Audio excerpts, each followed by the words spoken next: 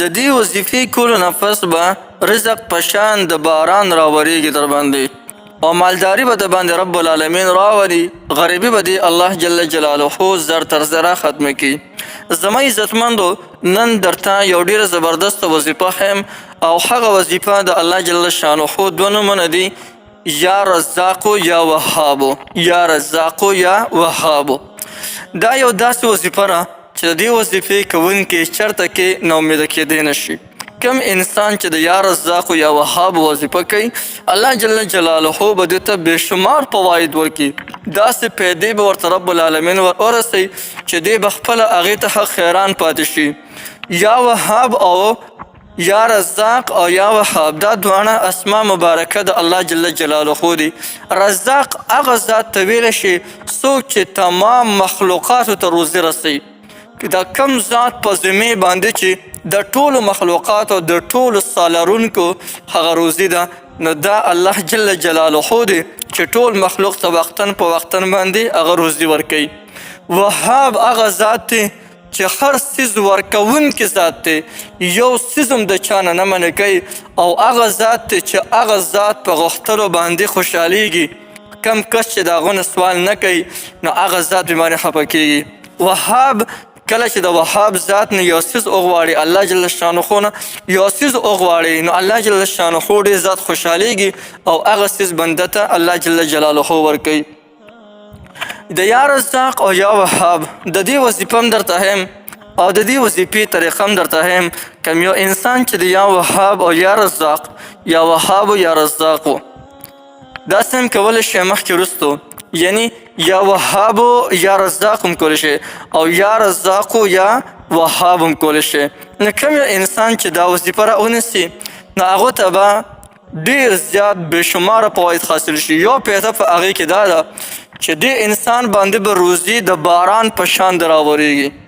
کم یو کور کې چې دا وظیفه شروع شي یا رزاقو یا وهابو، نو هغه کور ته د څلورو واړو ګوټونو نه هغه روزي را روانه وي. خو په دې کې یو شرط شته، د هغې شرط د هغې لحاظ به لازما ساتئ. انشاءالله بیا ته وګوره چې د ستا په کور کې د روزۍ باران کېږي که نه، یعنې روزي د رب العالمین پراخه کوي او که نه پراخه کوي، تاسو ته به خپله اندازه لګي. دویمه پیده د دې دا ده، کم انسان چې یا رزاق یا وهاب وظیفه کوي نو دا انسان به چېرته محتاج نه شي.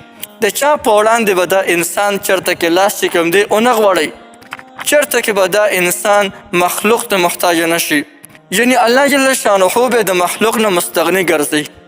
داسې ډېر مال دولت به ورته رب العالمین ورکړي.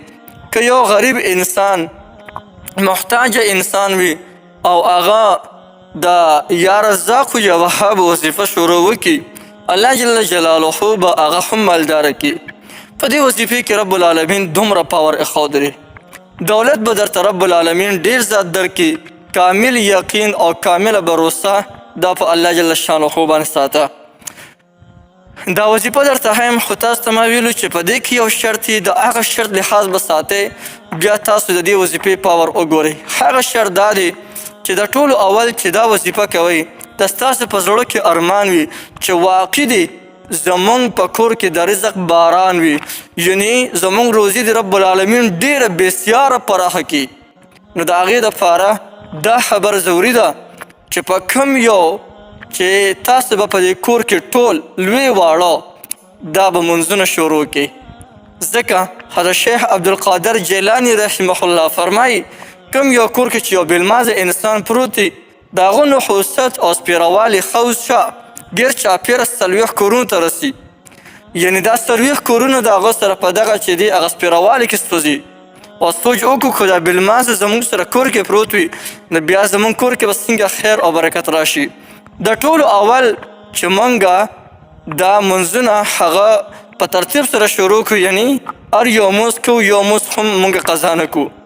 دویم نمبر کې د دې وظیفې دپاره به موږ یو ټیم مقرر کړي.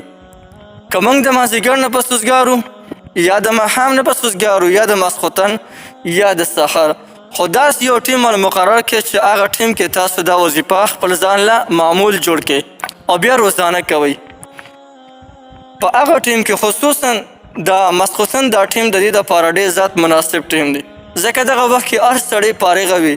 نو که دغه ټایم کې تاسو دا وظیفه وکړه بالکل هم جایز ده. لیکن د دې نه علاوه که تاسو سره بل یو ټیم فارغه وي په هغه ټیم کې تاسو دا یا رزاق یا وهاب دا وظیفه هغه تاسو کولی شئ. د دې وظیفې کولو طریقه دا ده چې د ماسخوتن د لمانځه نه پس به یو ځای کې کښېنئ. نو که په یوه ځای کې ډېره ښه ده. که یو انسان ته په یوازې باندې ګران نو ځان سره دې ښځه کښېنئ، ځان سره یې بچي کښېنئ، مور او پلار دې کښېنئ، ځان سره دې دوی کښېنئ او په شریکه دې وکړي. په یو ناسته باندې به چې د دې وظیفې په دوران کې به چا سره خبره نه کوي. د ټولو اول به 3 کرته په رسول الله صلی الله علیه وسلم مبارک باندې درود شریف وایي. بیا به 15,000 کرته یا رزاق یا وهاب وظیفه وکړي او د هغې نه پس به 3 کرته په رسول الله صلی الله علیه وسلم مبارک باندې درود شریف وایي. او چې کله دا ټوله وظیفه ختمه شي، درود شریف ختم شي، د هغې نه پس به 3 کرته دا ووایي: یا وهاب هب لی من نعمة الدنیا والآخره انک انت الوهاب. دغه دعا به 3 ځله ووایي. چاته نه زده شوې دا ویډیو لږ راوروسته کې دغه ځای نه به زده کوي. دغه دعا چې کله 3 ځله ووایي د هغې نه پس الله جل شانه ته لاس پورته کوي او خپل حاجت د الله جل جلاله نه وغواړئ. چې کوم حاجت وي هغه د الله جل شانه نه وغواړه. که ستا روزي لنډه تنګه وي الله جل شانه ته سوال وکړه الله زما روزي پراخه کړي. الله جل شانه به دې عن قریب زر تر زر روزي پراخه کړي.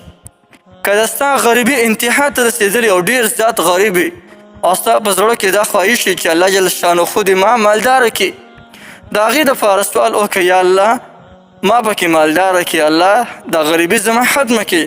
نو الله جل شانه به دې مالداره کړي. یو ډېره زبردست او ډېره زیاته مفیده وظیفه مې درته ښووله. بالکل دا وظیفه تاسو کولی شئ. د دې وظیفې تاسو ټولو ته مکمل اجازه شته. هر سړی د دې وظیفې نه مکمل فایده اخیستی شي.